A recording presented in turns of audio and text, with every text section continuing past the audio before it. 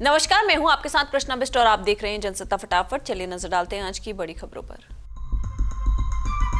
महाराष्ट्र की नई सरकार के 5 दिसंबर को मुंबई के आजाद मैदान में शपथ लेने के ऐलान के एक दिन बाद केयरटेकर सीएम और शिवसेना के मुखिया एकनाथ शिंदे ने मुख्यमंत्री पद पर अपनी वापसी की जोरदार वकालत की। उन्होंने कहा कि उन्होंने आम आदमी की तरह काम किया है, इसलिए आम आदमी को लगता है कि उन्हें फिर से मुख्यमंत्री होना चाहिए। उन्होंने भारतीय जनता पार्टी के आलाकमान को ये भी याद दिलाने की कोशिश की है कि उन्हीं के नेतृत्व में विधानसभा का चुनाव लड़ा गया था। उन्होंने इस बात को फिर से दोहराया कि उनकी पार्टी को पीएम मोदी और केंद्रीय गृह मंत्री के द्वारा लिया गया फैसला मंजूर होगा।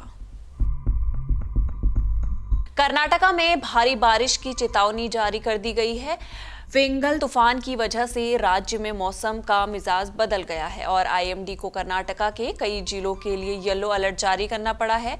अभी तक स्कूलों की या फिर कॉलेजों की छुट्टी को लेकर कोई आधिकारिक ऐलान नहीं किया गया है, लेकिन माना जा रहा है कि प्रशासन पूरी तरह अलर्ट मोड में आ चुका है। सोमवार को किसान संसद का घेराव करने जा रहे हैं। उनकी तरफ से अपनी मांगों को लेकर एक मार्च निकाला जा रहा है। इस वजह से दिल्ली एनसीआर के कई मार्गों पर जाम की स्थिति बन सकती है। इस समय संयुक्त किसान मोर्चा के तहत हजारों किसान राजधानी दिल्ली की ओर कूच करने जा रहे हैं। किसानों की 3 मुख्य मांगें सामने आई हैं: 4 गुना मुआवजा, भूमि अधिग्रहण कानून के लाभ और 10% विकसित भूखंड का लागू होना।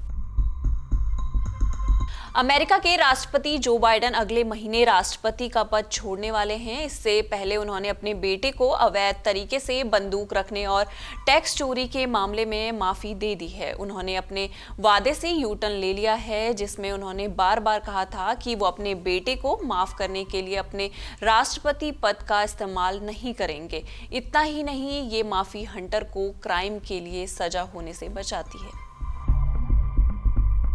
द साबरमती रिपोर्ट की रिलीज के बाद विक्रांत मैसी ने एक्टिंग से दूरी बनाने का फैसला लिया है। पोस्ट के जरिए उन्होंने इसके पीछे की वजह के बारे में बताया कि वो एक अच्छे पिता, पति और बेटा बनने पर फोकस करेंगे और 2025 में उनकी आखिरी फिल्म होगी। विक्रांत मैसी ने पोस्ट में लिखा, नमस्कार, पिछले कुछ साल काफ़ी अच्छे रहे। आपने मुझे सपोर्ट किया, उसके लिए मैं आप सभी का शुक्रिया अदा करता हूँ। लेकिन जैसे जैसे मैं आगे बढ़ा, मुझे एहसास हो गया कि अब समय आ गया है कि मैं अपने आप को संभाल लूं और घर लौट जाऊं।